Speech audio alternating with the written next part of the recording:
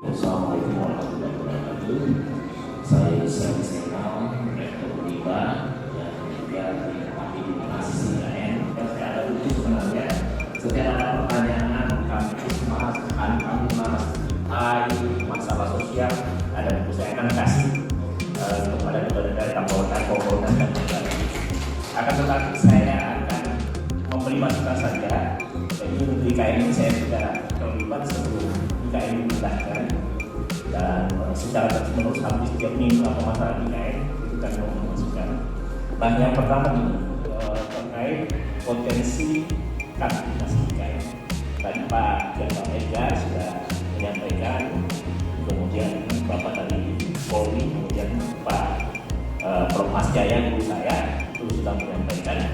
Namun saya melihat dari semuanya ada yang terlupakan. Pertama, potensi tadi lingkungan manusia lupa disorot, baik oleh Bapak polisi maupun semuanya. Masalah padahal yang bisa membuat keamanan itu satu orang. Jadi saya sejak dulu pernah menulis di dalam sini ada bukunya, bangun jiwanya, bangun badannya.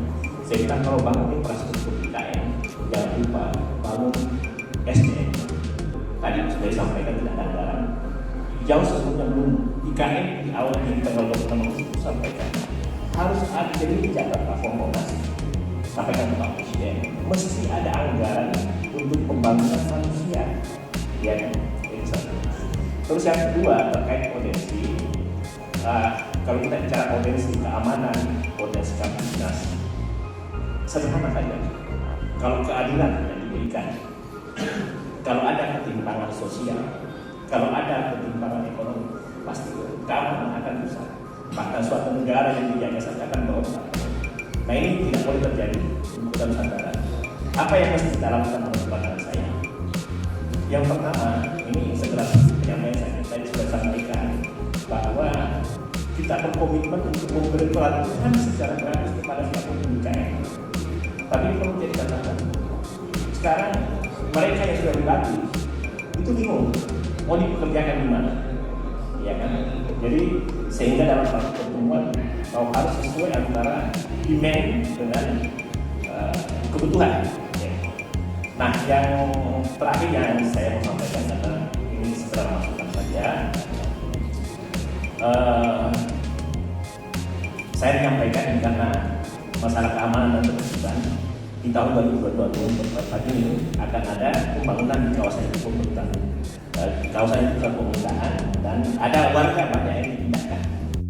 Yang warga di kawasan pusat pemerintahan yang misalnya tanahnya terambil semua anaknya, karena itu tidak seberapa, saya sudah hitung hanya berapa kepala keluarga, supaya dijamin sama negara bisa dapat beasiswa perguruan tinggi. Hitung-hitungnya sedikit. Itu juga bagus, karena akan bagus untuk negara ke depan.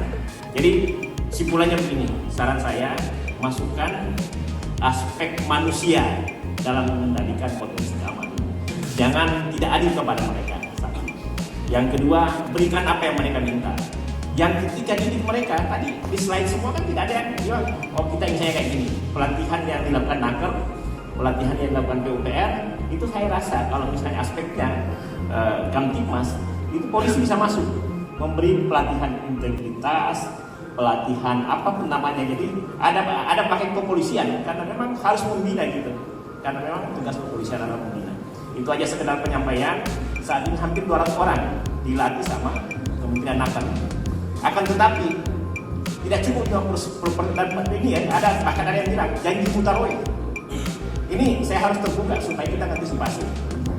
Biar pahit-pahit itu asal-asal kita antisipasi. Yang kedua, ada umumnya juga ketika IKN ada 800 orang lebih orang Kalimantan Timur dilatih secara gratis.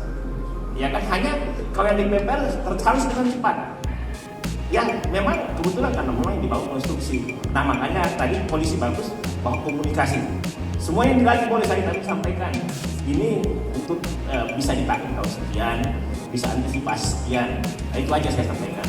Mohon Pak Polisi masuk juga untuk mendidik anak-anak kecil atau semua untuk terjadi, kalau di Jepang misalnya mulai dari bayi lah, mulai dari TK, itu saya rasa bisa kita lakukan.